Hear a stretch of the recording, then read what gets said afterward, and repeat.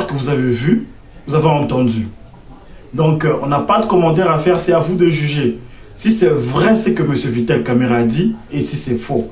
S'il y a des questions à apporter, s'il y a des solutions. Parce que nous, ici, on est en Amérique, nous ne savons pas trop bien ce qui se passe au pays. Donc, il nous a dit, il nous a parlé, c'est à vous de juger. Maintenant, je vais vous montrer, parce qu'après la conférence, les compatriotes ont essayé de donner leur point de vue. Ils ont posé des questions à M. Vital Kamerhe et M. Vital Kamerhe a répondu à leurs questions.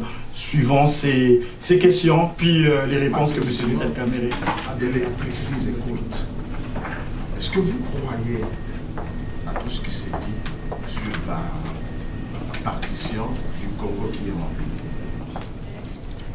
J'ai deux questions axées plus vers le contexte dans lequel on est. On est au Canada. Lors de vos rencontres avec les autorités canadiennes, qu'est-ce que vous leur avez demandé? Comment peut-on vous aider très concrètement? Je trouve le Canada, surtout depuis la fin de la transition en RDC, assez peu présent.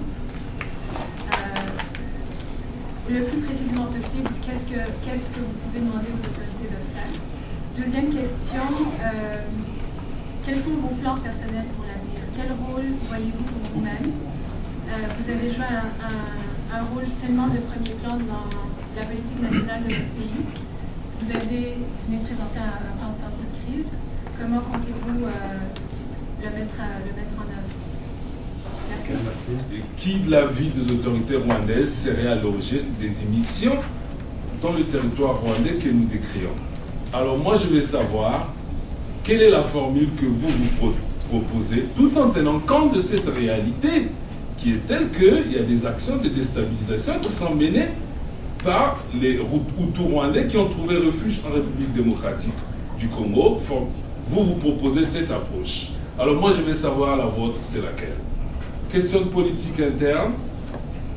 Excellence, plusieurs observateurs de la vie politique nationale congolaise disent que vous avez été parmi ceux-là, sinon celui-là, qui a facilité l'élection de l'actuel président de la République démocratique du Congo. Et dans le cas de la répartition du pouvoir, le perchoir de l'Assemblée vous avait été conféré, selon toujours ces observateurs. Il se passe qu'après un certain exercice, vous avez brouillé. Alors, ma question est celle de savoir, est-ce que vous allez être candidat à l'élection présidentielle qui se pointe à l'horizon? Si oui, est-ce que c'est ce qui explique votre présence ici au Canada? Est-ce que vous êtes venu au Canada pour chercher des appuis politiques? Ensuite, quelles sont actuellement vos relations avec le président Kabila qui est en fonction? Dernière question, si vous permettez, Monsieur le Président. Il y a eu un accord gigantesque entre la RDC et la Chine. Et cet accord a défrayé la chronique, surtout au niveau du monde occidental. Les Occidentaux, qui longtemps durant ont toujours eu une emprise sur la RDC, ont décrié cela. Alors moi, je vais savoir quelle est votre opinion personnelle sur cet accord, parce que moi, je suis personnellement partisan de développement. Quand j'essaie de voir les clauses de cet accord, quand je me réfère à l'histoire du pays, quand j'essaie de voir la pratique de la Chine en Afrique, je suis partisan de cet accord. Malheureusement, les Occidentaux n'en ont pas bien apprécié parce qu'ils estiment que c'est une chasse gardée des États-Unis du monde occidental. Alors moi, j'aimerais savoir, en votre qualité d'ancien allié du président Kabila, d'ancien président de l'Assemblée nationale, quelle est votre appréciation personnelle de cet accord signé dernièrement entre la Chine et votre pays? Je vous remercie. Mais dans les faits, dites-nous de A à Z le plan pour arriver à une résolution effective des problèmes du Congo. Et pour revenir à ma question initiale, ou du moins au constat que je faisais par rapport à notre responsabilisation en tant que Congolais, si vous choisissez Joseph Kabila comme vous l'aviez dit vous-même, c'est le président, c'est l'homme qu'il faut, l'homme de la situation. Je crois que vous aviez même écrit un livre là-dessus. Aujourd'hui, après 9 ans de pouvoir, après 3 ans suite aux élections, est-ce que vous maintenez votre position? Est-ce que vous croyez qu'aujourd'hui, Joseph Kabila est toujours l'homme de la situation? Mon frère Okeli. Je travaille comme conseiller principal en ressources humaines au Conseil du Trésor du Canada. J'aurais 3 petites questions, comme je disais. Donc, la première, c'est que vous avez parlé des opérations conjointes et vous êtes opposé à ça. Et cela d'ailleurs a amené à votre démission de l'Assemblée nationale. Suite à votre déclaration, il y a eu un mouvement de sympathie à votre égard, aussi bien au pays qu'à l'étranger. Mais on a tous été très surpris par votre silence par la suite. Alors ma question, c'est pourquoi ce silence? Deuxième question, c'est que vous avez présenté un plan que personnellement j'ai trouvé très intéressant. Mais la question que je me pose, pourquoi présenter ce plan après? Et pourtant vous avez été président de l'Assemblée nationale et vous avez certainement eu l'occasion et vous avez le pouvoir de faire bouger les choses. Pourquoi vous ne l'avez pas fait du haut de l'Assemblée nationale? La dernière question, c'est que votre plan, on parlait de votre plan, c'est dans quel cadre vous allez le présenter? Est-ce que c'est comme député, parce que vous êtes actuellement simple député, comme président d'un parti politique? Je voudrais juste comprendre dans quel cadre vous avez l'intention de présenter ce plan. Merci.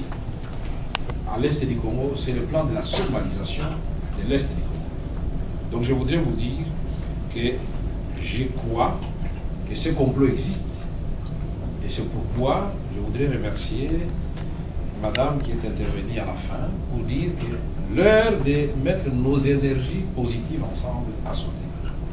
Mais je suis aussi partisan de la dialectique. C'est pourquoi j'avais dit, dans nos contradictions, nous pouvons faire jaillir la lumière qui peut nous faire avancer. Ça sera très difficile, même au Canada, de trouver un peuple qui pense la même chose sur la même question de façon unanime, ça n'existe pas.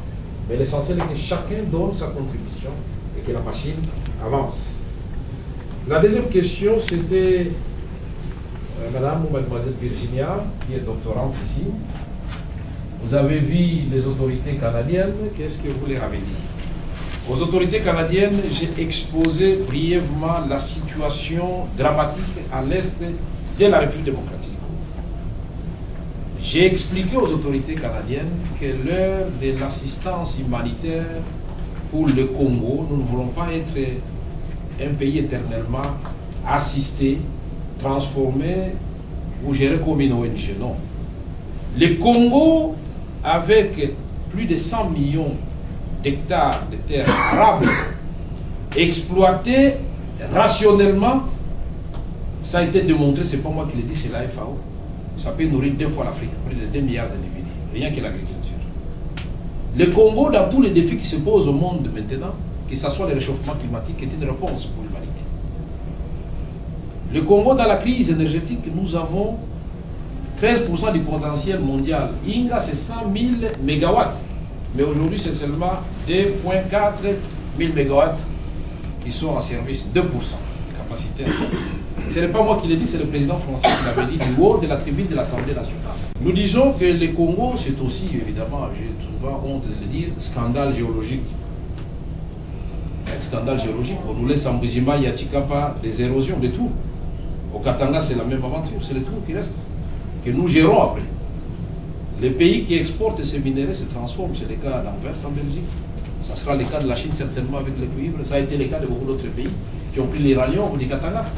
Mais qu'est-ce qui reste au Congo? Est-ce qu'il appartient aux expatriés qui viennent chez nous aux multinationales de nous dire ce que nous devons faire? Mais c'est à nous d'avoir une politique conséquente à la matière au moment où nous concluons les contrats.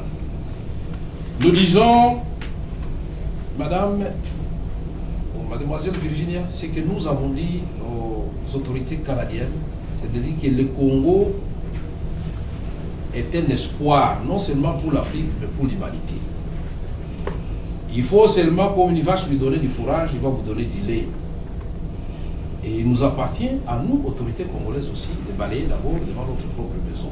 Et dans une coopération mutuellement avantageuse, le Congo peut se relever. Nous avons énuméré le nombre de problèmes qui se posent dans notre pays. Quand vous allez à l'Est, les paysans vous disent, Monsieur Kamere, nous étions partis à Cameroun. Ils nous ont dit, oui, c'est bien, vous nous avez amené les médicaments, les riz et consorts, oui, c'est bon. Mais les ex-phares et les groupes armés, là, lui, vont venir piller ça. Donc demain, vous allez nous amener encore ça. Ce que nous vous demandons, c'est la paix et les semences améliorées. Nous allons cultiver, nous allons produire. Donc voilà, donc si on crée les contextes, le Congo peut se relever. Nous avons la question de Mesme Brice Kimata.